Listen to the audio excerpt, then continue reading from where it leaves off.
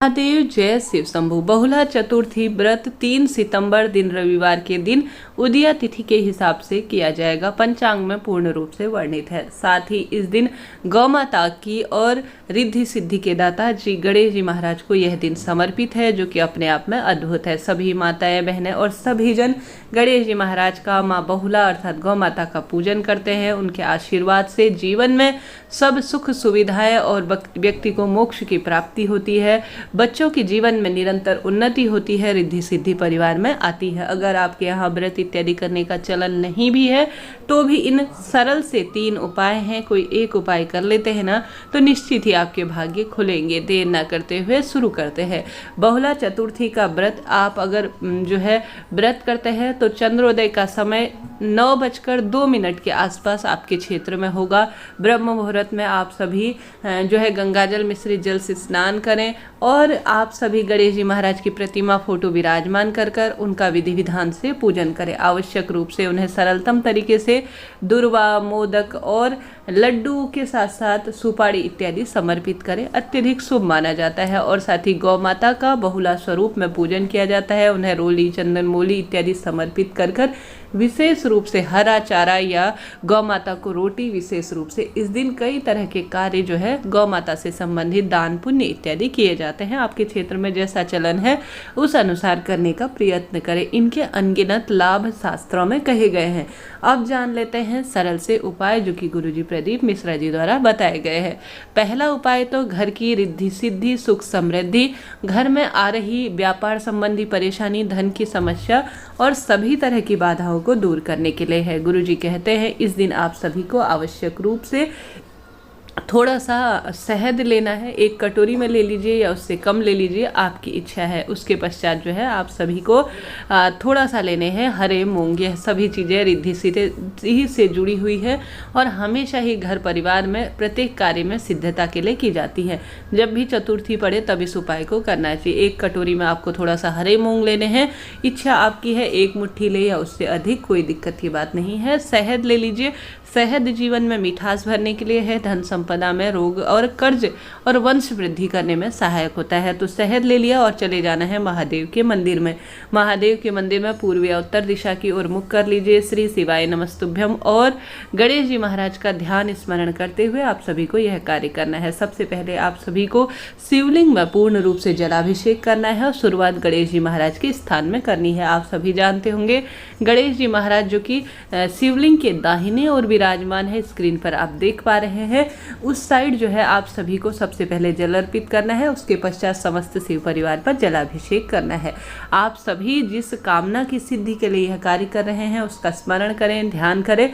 और जिस व्यक्ति के लिए विशेष तौर पर, जैसे कि कई माताएं बहनें अपने बच्चे की लंबी आयु और उसके गलत संगत, आदत और चिड़चिड़ स्वभाव को दूर करने के लिए और उसके यशस्वी जीवन के लिए भी यह कार्य करती हैं, तो उनका स्मरण करें, उनका नाम गोत्र बोलें कि प्रभु हे गणेश जी महाराज, आज मैं अपने बच्चे के लिए यह उपाय करने जा रही हूँ, उसके भाग्योदय करें। ऐसा कहते हुए आप सभी को जो गणेश जी महाराज का स्थान है सबसे पहले जलाभिषेक करना है। दीपक लगा लेना है गोल बत्ती का, घी का, ठीक है। उसके बाद जो है आप शहद लेकर गए हैं ना, वह गणेश जी महाराज के स्थान पर गणेश जी महाराज का ध्यान स्मरण करते हुए पूर्ण रूप से उस स्थान पर आपको लेपन करना है। उसके पश्चात श्री शिवाय नमस्तुभ्यम महामंत्र का जाप करते हुए जो हरे मूंग आप लेकर गए हैं वह गणेश जी महाराज के स्थान पर, जो आपने शहद जहाँ पर लेपन कर रखा है अपने हाथों से, वहाँ पर समर्पित कर देना है। उसके पश्चात जो है एक आप सभी को दुर्वा भी उस स्थान पर समर्पित करनी है, श्री शिवाय नमस्तुभ्यम और गणेश जी महाराज का ध्यान करते हुए। बस यही सरल सा उपाय है। उसके पश्चात आपकी जो पीड़ा है, जो कष्ट है, जो दुख तकलीफ है, जो मनोकामना है, आपको गणेश जी महाराज और महादेव से कहनी है। चाहे तो आप सभी हरा मूंग शिवलिंग पर समर्पित कर सकते हैं और वहाँ पर विराजमान नंदी देवता इत्यादि पर भी समर्पित कर सकते हैं, इच्छा आपकी है। पहला उपाय जो काफ़ी सरल है, लाभ इसके अनगिनत है। बात कर ली हमने पहले उपाय की, अब बात करते हैं दूसरे उपाय की। दूसरा उपाय घर के मुख्य द्वार पर जो दुर्वा है ना उसका करना है। गुरुजी कहते हैं एक आप दुर्वा ले लीजिए। दुर्वा की संख्या 11 भी रख सकते हैं, 21 भी रख सकते हैं। यह उपाय आप गुरुजी के मुख से भी सुन सकते हैं। आप सभी को दुर्वा की एक छोटी सी जो है बंटल के रूप में ऐसे कोई मौली इत्यादि की सहायता से बांध लीजिए, नहीं तो बिखर जाएंगे।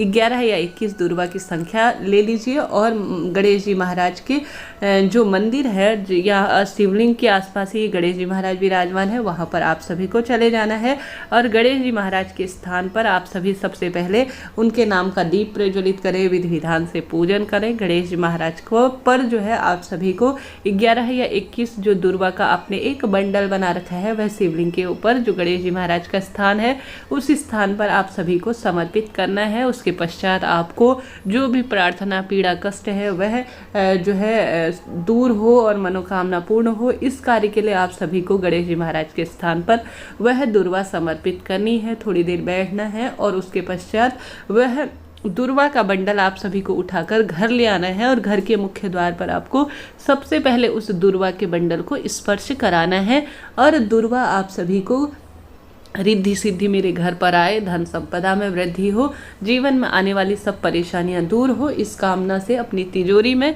या दुकान के गल्ले इत्यादि में भी रख देने से गुरुजी कहते हैं रिद्धि सिद्धि और गणेश जी महाराज का घर पर सदा सर्वदा वास हो जाता है। तो आप सभी को आवश्यक रूप से यह सरल सा कार्य गणेश चतुर्थी बहुला चतुर्थी के दिन करना है, निश्चित ही आप सभी को लाभ होगा। 2 उपाय हमने जान लिए, अब जान लेते हैं तीसरा उपाय। तीसरा उपाय भी आप सभी ने कई बार सुना होगा, बहुत प्राचीन है परंतु इसके लाभ अनगिनत है।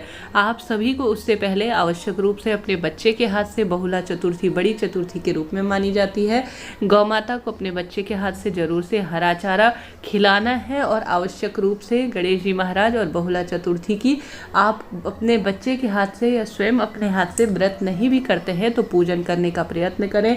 रोटी, हरा चारा, गुड़ इत्यादि जरूर से समर्पित करवाएं, खिलाएं, किसी गौशाला इत्यादि में दान करें अपने बच्चे के नाम से या अपने पति के नाम से या स्वयं अपने नाम से कुछ दान करते हैं तो अति श्रेष्ठ इसे कहा जाता है, लाभ देने में सहायक होता है। बात कर लेते हैं हम अन्य उपाय की। 9 शमी पत्र आपको उपाय करने के लिए लेने होंगे। शमी पत्र आसानी से मिल जाते हैं, 9 की संख्या इन्हें आपको लेनी होगी। मयूर ध्वज जो कि गणेश जी महाराज का एक नाम है, उनका ध्यान स्मरण करते हुए आपको यह उपाय करना है। 9 की संख्या में शमी पत्र लेना है। सबसे पहले गणेश जी महाराज का जो स्थान होता है ना शिवलिंग पर दाहिने हाथ की ओर, शिवलिंग के दाहिने हाथ की ओर आप सभी ने देखा शिवलिंग के दाएं तरफ जो है गणेश जी महाराज का स्थान होता है, वहाँ पर गणेश जी महाराज का सुंदर नाम मयूर ध्वज का स्मरण करते हुए 5 आपको जो शमी पत्र है वह समर्पित कर देनी है। 5 समर्पित करने के बाद बच जाती है 9 में से 4 और इसमें से 4 आपको शमी पत्र शिवलिंग के ऊपर समर्पित करने हैं और साथ ही आप सभी को आवश्यक रूप से बची हुई जो एक शिवलिंग है ना 9 शमी पत्र में से एक बची हुई जो शमी पत्र है वह शिव मंदिर की चौखट पर समर्पित करनी है और वहां पर एक घी का दीपक आप सभी को गोलबत्ती का लगाना है मयूर ध्वज के नाम से। गुरुजी कहते हैं इससे जो है बच्चे की सुख समृद्धि आती है। चौथ व्रत के दिन मयूर ध्वज नाम से शमी पत्र इस तरह से 9 शमी पत्र इन अलग अलग स्थानों पर समर्पित करने से मयूर ध्वज गणेश जी महाराज बहुत अधिक जीवन में कृपा दृष्टि बनाते हैं और रोग दोष कर्ज भी काट देते हैं।